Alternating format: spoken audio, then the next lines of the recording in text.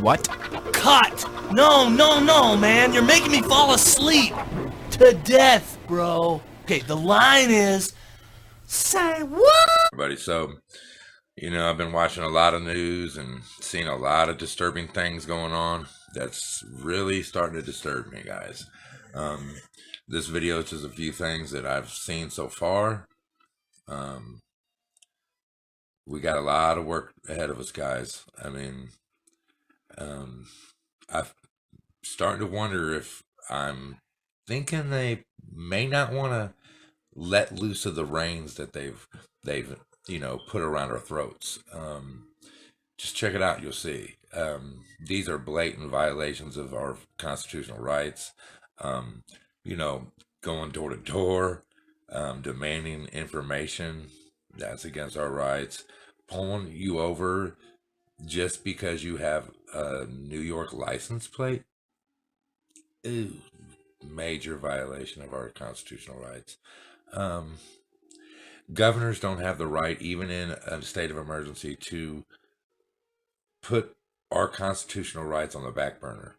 And it seems like they think that they do. You guys tell me what you think. Physically dragged off a SEPTA bus by Philadelphia PD at 11th and Market Streets this morning. He was resisting, holding on as tightly as he could and refusing to get off. It took about 3 officers forcibly removing him by holding his hand and one leg to drag him outside of the vehicle. Before all that took place, police say he was asked multiple times by the driver and was warned by police to exit the bus or that he would be physically removed. Now, within the last couple minutes, SEPTA released a statement saying their main concern is the health and safety of our customers and employees. And yesterday, SEPTA started requiring customers to wear facial coverings to help prevent the spread of COVID-19. But now they're urging customers instead to wear facial coverings in an effort to help prevent the spread of COVID-19, which is consistent with new CDC guidelines and strong recommendations from Governor Tom Wolf. While SEPTA urges riders to cover their faces, those who refuse will not be denied entry. The bus driver asked that individual to leave the bus or to get off the bus. He refused. He pulled over and called the police, and the Philadelphia Police Department responded. We're in strange times, and people are reacting in strange ways, but I don't blame the bus driver. Police say the man that was physically removed was dragged off the bus, but he was not cited or arrested. Reporting live from Center City, Alicia Reed, CBS 3 Eyewitness News. Alicia, thanks so much for that. Say what? I guess cited or arrested makes it any better. He was physically attacked by police because he simply was on a bus. Absurd. Total violation of this man's rights. Who in the hell do these police officers think that they are, that they can promote violence on you if you don't wear a mask? We all know that if he would have fought back enough, they would have killed him. So we all know how that goes. So it's not really too heartwarming that, oh, he didn't get cited or he didn't get arrested. Well, since they're releasing tons and tons of people from prisons and jail, I'm sure he didn't get arrested. I'm surprised he didn't get a ticket for money. That seems to be what the police around here are doing, just pulling people over left and right for no reason and finding shit to cite them for. So there's that. But well, here's some more stories.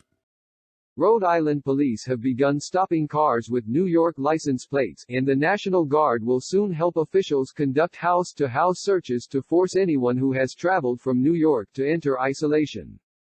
Right now we have a pinpointed risk, Gov.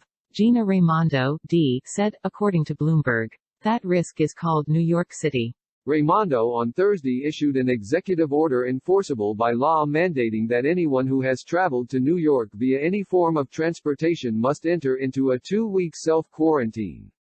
The order applies to anyone who has been in New York within the past 2 weeks and will remain in place until at least April 25. The order, however, does not apply to public health, public safety or health care workers. Raimondo announced on Friday that members of the National Guard will be present at TF Green Airport, train stations and bus stops to collect contact information for the state health department so they can keep track of who you may have been in contact with. National Guard soldiers will then follow up with people at their local residences to ensure they are following through with self-quarantine orders. Authorities will also be checking towns where many New Yorkers are known to have summer homes, according to the governor. The maximum penalty for those found to be defying the executive order is a fine of $500 and 90 days in prison, according to Bloomberg.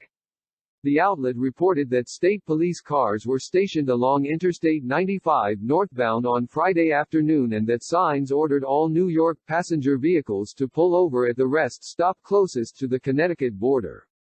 The outlet also reported that Raimondo had consulted with lawyers about the order and was confident it could be enforced. However, the local chapter of the American Civil Liberties Union (ACLU) objected to the collection of motorists' data. While the governor may have the power to suspend some state laws and regulations to address this medical emergency, she cannot suspend the Constitution, Rhode Island ACLU Executive Director Stephen Brown said in a statement. Under the Fourth Amendment, having a New York state license plate simply does not, and cannot, constitute probable cause to allow police to stop a car and interrogate the driver, no matter how laudable the goal of the stop may be.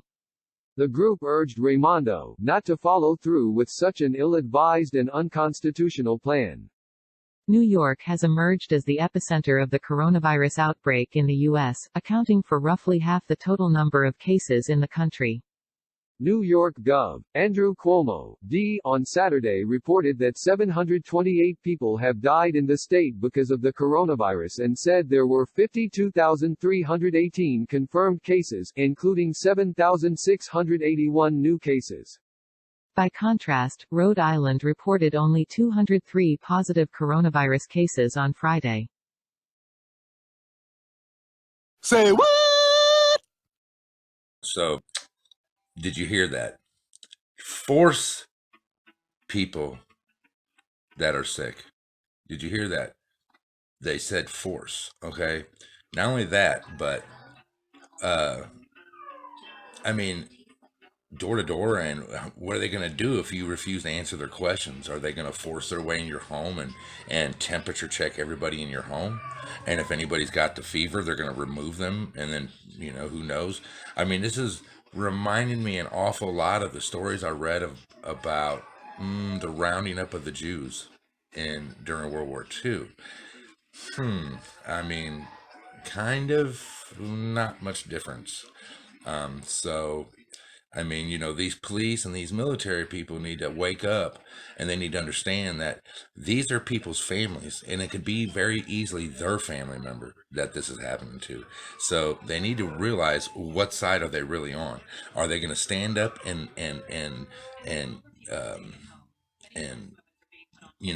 stand true to the oath that they took, or are they going to be sheep and follow what the orders of the governor says or the president? It's something that each individual is going to have to decide on their own. I know how I would choose, but I'm not them. So I think it's ridiculous that they're willing to put people in prison for 90 days, but yet they're letting out prisoners out of jails left and right. Check this out. Okay, here. Remember, 90 days in prison, guys, right? For this. All right. Now check this out. It's like my son's life was no value. Her son was murdered last summer. 27-year-old Christian Tristan was a dad, happy and hardworking. 29-year-old David Cruz, a guy with a lengthy record of arrests, was charged with Tristan's murder. Only as of Thursday, he's out of the Harris County Jail, and he didn't have to put up a dime for bail. Cruz's argument to the judge was the fear of getting coronavirus. It worked. We want to make it very clear to our Harris County community, there are no mass releases planned. Our number one priority will always be public safety. They are talking about releasing non-violent criminals, but yet this person was released. Today we got another statement from the Sheriff's Office. The Harris County Sheriff's Office had no role in an independent judge's decision to release this specific inmate. And that's true.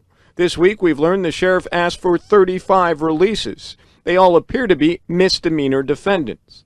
The DA's office didn't want this to happen either. No, this was the decision of one judge. This one, Deshaun Jones. He's got a fancy website, even a section for arranging speaking engagements. But he still hasn't gotten back to us. You charge him with murder, and you released him, knowing that he murdered my son. And I felt like my son, his life meant nothing. That's what I felt.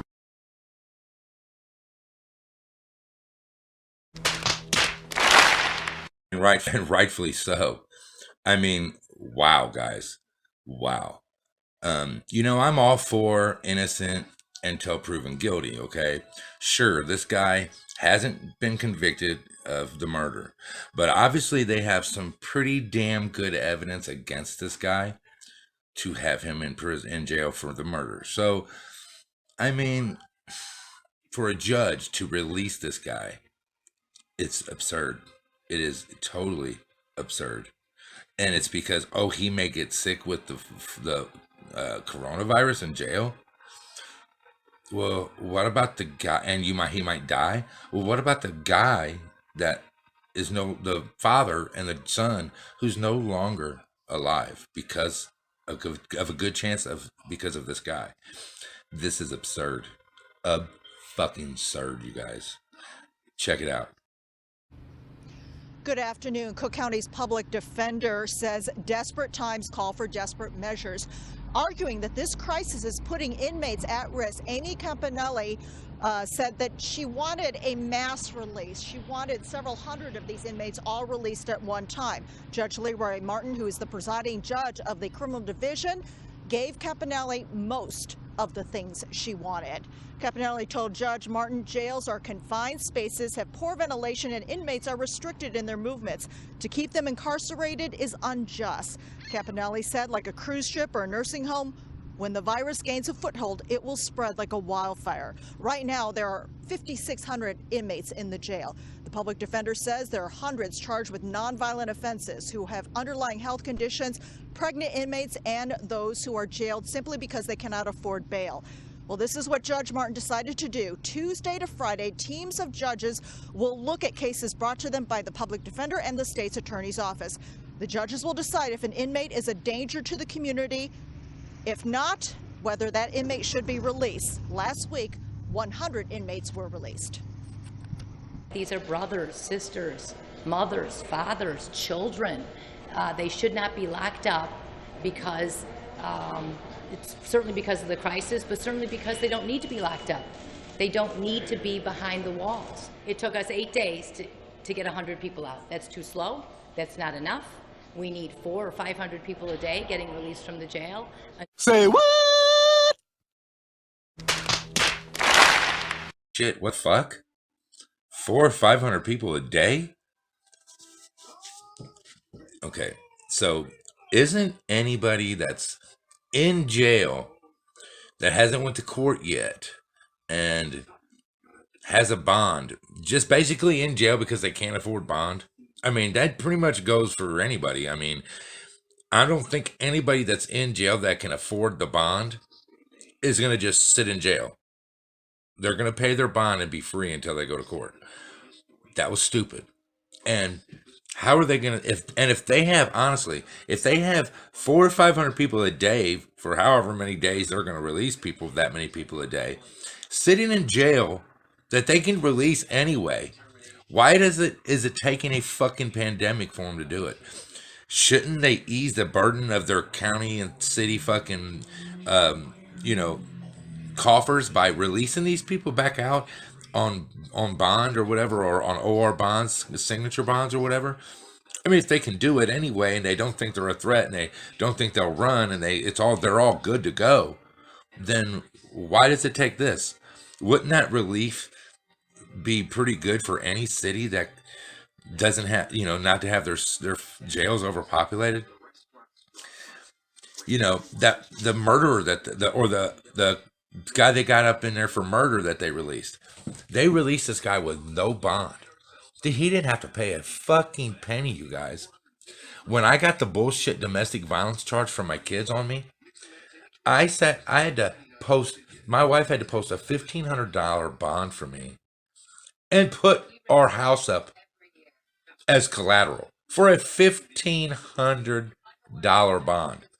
We only paid $300, we got a bondsman.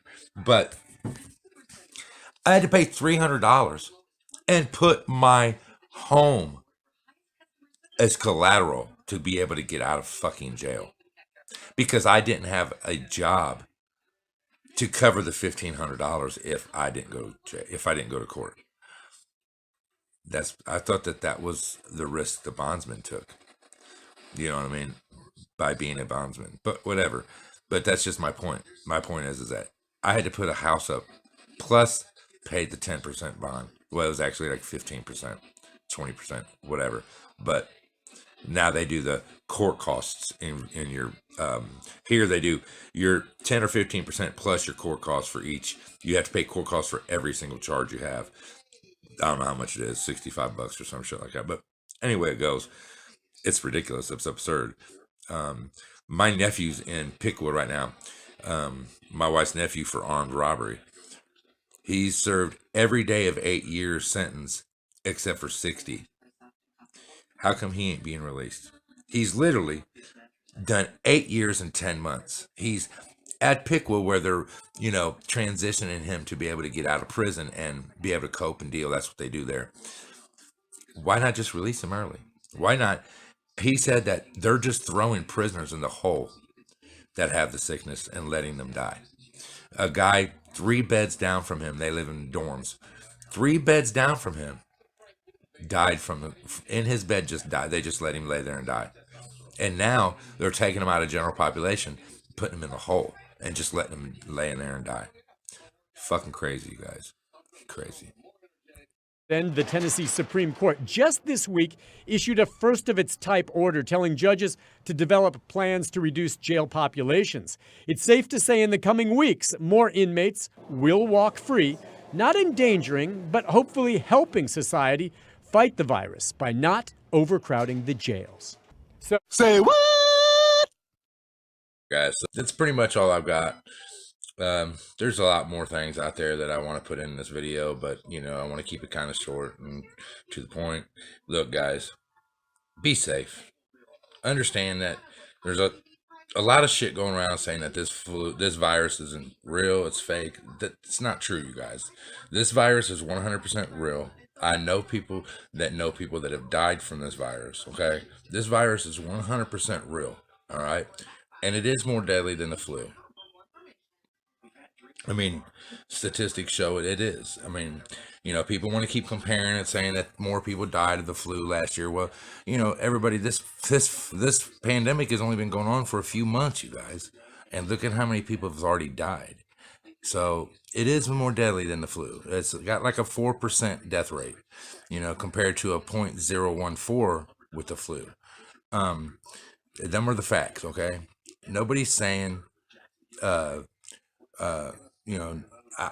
wouldn't believe anybody that says that this is fake. If you want to think it's fake, that's, it's your life, it's your loved ones that you're putting at risk, okay? But here's where I stand. Nothing, it ain't worth giving up our freedoms for.